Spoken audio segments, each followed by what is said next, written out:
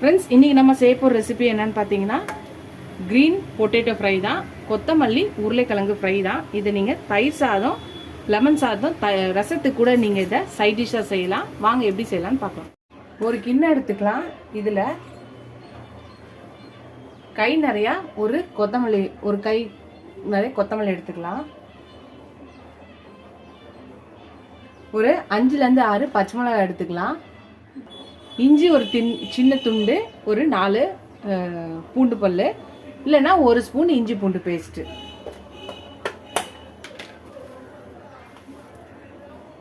ஒரு கை நிறையா கருவேப்பிலை. இது எல்லாத்தையும் நல்லா பேஸ்ட்டாக அரைச்சி எடுத்துகிட்டு வந்துடலாம். அரைச்சாச்சு, இது ஒரு பக்கம் இருக்கட்டும். உருளைக்கிழங்க தோல் சீவி நல்லா கொஞ்சம் பெரிய பெரிய பீஸாக இந்த மாதிரி நம்ம கட் பண்ணி வச்சுக்கலாம். ஒரு பேன் எடுத்தாச்சு, எண்ணெய் ஊற்றி வச்சுருக்கேன். இப்போ இந்த பொட்டேட்டோஸை இதை போட்டுடலாம். நல்லா டீப் ஃப்ரை பண்ணணும். மேலே மொறுமொறுணும், உள்ளே சாஃப்டாக இருக்க மாதிரி நம்ம இதை நல்லா பொரிச்சு எடுத்துக்கலாம். எல்லா பக்கமும் நல்லா திருப்பி கொடுங்க. எல்லா பக்கமும் நல்லா டீப் ஃப்ரை ஆகட்டும். நம்மளோட பொட்டேட்டோஸ் நல்லா ஃப்ரை ஆயிடுச்சு. மேலே கோல்டன் கலராக மொறுமொறுணும், உள்ளே சாஃப்டாக ஆயிடுச்சு. இது நம்ம ஒரு கிண்ணத்தில் எடுத்து வச்சிடலாம்.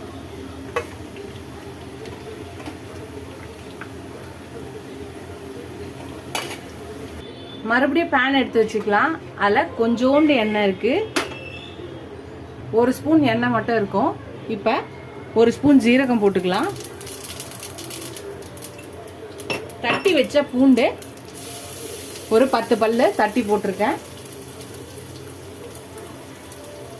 ஒரு 1/2 ஸ்பூன் மஞ்சள்தூள் போட்டுக்கலாம். இப்போ நல்லா வதக்கிக்கலாம். இது நல்லா வதங்கிடுச்சு. இப்போ நம்ம அரைச்சி வச்ச இந்த க்ரீன் பேஸ்ட்டை ஊற்றிடலாம். இது நல்லா கொதித்து கொஞ்சம் அந்த பச்சை வாசனைலாம் போய் திக்கான பேஸ்ட்டாக வரணும்.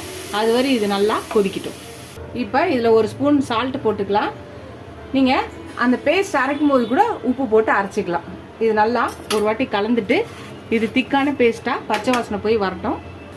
நல்லா வதங்கிடுச்சு பாருங்கள். கட்டியாகி அந்த இது பச்சை வாசனை போயிடுச்சு. இப்போ கொஞ்சம் பெருங்காயம் போட்டுக்கலாம். இப்போ நம்ம ஃப்ரை பண்ணி வச்சுருக்க பொட்டேட்டோவும் போட்டுடலாம். இப்போ இதையும் சேர்த்து நல்லா வதக்கி 2 நிமிஷம் இருக்கட்டும். 2 நிமிஷம் கழித்து நம்ம எடுத்துடலாம். எல்லாத்தையும் நல்லா ஒன்றா பரட்டி எல்லாத்துலேயும் வர மாதிரி பண்ணி இதை 2 நிமிஷம் ஸ்லோவாக இருக்கட்டும்.